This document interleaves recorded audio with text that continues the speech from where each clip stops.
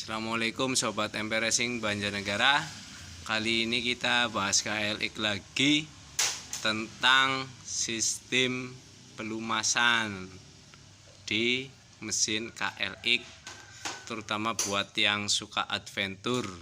Nah, ini banyak permasalahan sebenarnya di mesin KLX kalau untuk full adventure, karena melalui jalan yang ekstrim, naik turun, sehingga ada kalau kita melalui beberapa medan yang lebih ekstrim atau nanjak itu oli jadi kurang bersirkulasi atau bahkan tidak bersirkulasi sama sekali. Disebabkan oleh apa?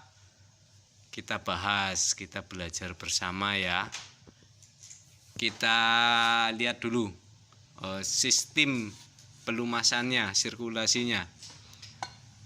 Yang di sini itu pompa oli. Di sini ada filter kasarnya, filter awal masih kasar. Misalkan oli kapasitas standarnya itu kan 1,3, bahkan ada yang paling isinya itu 1 liter yang sebenarnya 1,3. Salah 1 liter itu ketinggian sekian. Nah, 1 liter ketinggian sekian ini. Itu dalam kondisi mesin rata. Nah, vertikal. Jangan sampai ke horizontal lah. Kita miring segini aja. Set. Nah, pasti yang di sini olinya akan turun ke belakang. Nah, karena kondisinya seperti ini, sehingga pompa oli hanya menarik angin, nggak ada olinya turun ke belakang, sehingga piston menjadi tanpa penyemprotan oli, yang ke noken as juga berhenti bersirkulasi, semuanya berhenti bersirkulasi karena pompa oli tidak menyedot oli, karena di sini olinya turun ke bawah. Nah, ini kalau kondisi nanjak panjang, apalagi di situ kita terjebak karena kondisi medan dan kita masih geber mesin supaya bisa naik terus, di situ awal dari kehancuran. Waduh, tahu-tahu nanti pulang, loh kok jadi ngebul, ganti piston lagi, sembuh, buat terabas ekstrim lagi. Ini ceritanya yang bawa ini ekstrim lah, kejem. Dibawa terabas lagi, sekali dua kali ngebul lagi, terus seperti itu sampai bingung, loh ini kok sampai pakai piston yang mahal mungkin masih tetap sama, padahal sebenarnya karena piston kekeringan oli sehingga keausan terjadi lebih cepat. Nah, untuk mengatasinya kita mengikuti itu sistem kerja motor-motor yang lebih up to date. Nah, up to date seperti motor-motor SE yang biasanya pompa olinya itu terletaknya di sini letaknya. Nah, di tengah, sehingga mau naik, mau turun, posisi di tengah itu pasti tetap ada genangan oli. Nah, set di tengah mas. Nah, ini kita kasih pipa di sini tuh. Nah, ayo fokus. Nah, kita kasih pipa menuju ke ruang pompa oli. Oke, seperti itu supaya naik. Nah, ini juga ada penyempurnaan lagi, ada yang harus ditambah lagi supaya benar-benar di sini itu vakum. Nyedotnya murni dari sini, nggak ada penyedotan dari kisi-kisi yang lain. Di sini harus vakum kondisinya supaya oli di sini tersedot. Nah, setelah dari sini naik ke sini, lalu yang perlu diperhatikan lagi apa? Pak kopling. Ini jangan dianggap remeh. Nah, setelah dari pompa oli masuk ke filter oli kedua, filter oli halus.